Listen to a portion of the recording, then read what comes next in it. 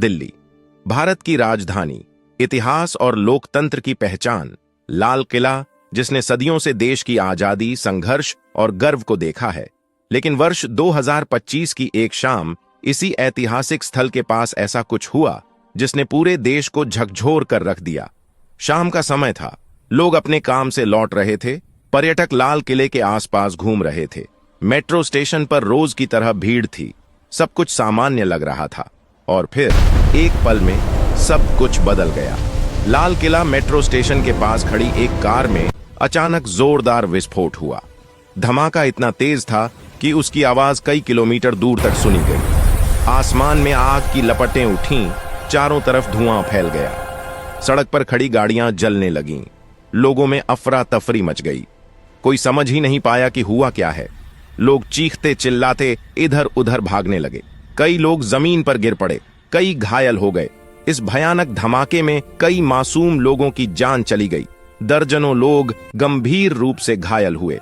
कुछ ऐसे थे जो बस वहां से गुजर रहे थे और पल भर में उनकी जिंदगी बदल गई। चश्मदीदों के अनुसार धमाके के बाद पूरा इलाका युद्ध के मैदान जैसा लग रहा था।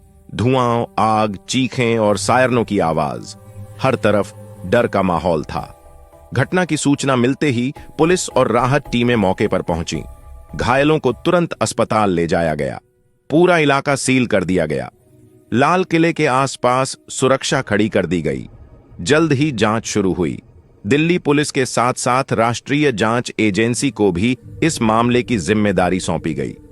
फॉरेंसिक टीमों ने धमाके वाली जगह से सबूत इकट्ठा किए। जांच में सामने आया कि यह कोई हादसा नहीं था। कार में पहले से विस्फोटक सामग्री रखी गई थी। धमाका पूरी योजना के साथ किया गया था। सीसीटीवी फुटेज खंगाले गए।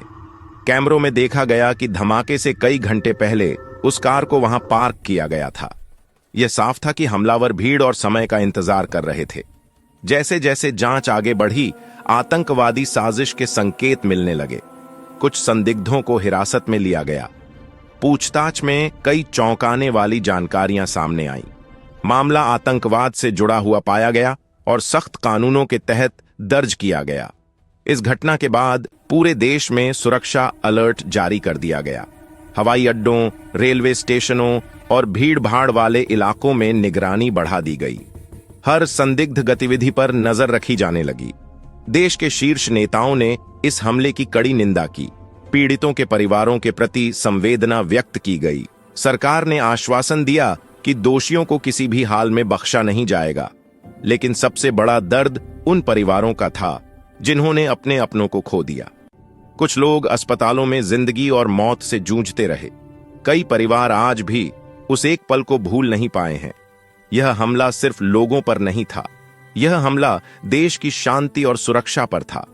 यह हमें याद दिलाता है कि आतंक का मकसद डर फैलाना होता है, लेकिन भारत ने हमेशा जवाब दिया है, साहस से, एकता से और मजबूती से। लाल किला आज भी खड़ा है, शांत, अडिग और गवाह है इस बात का कि डर चाहे कितना भी बड़ा क्यों ना हो, भारत कभी झुकेगा नहीं।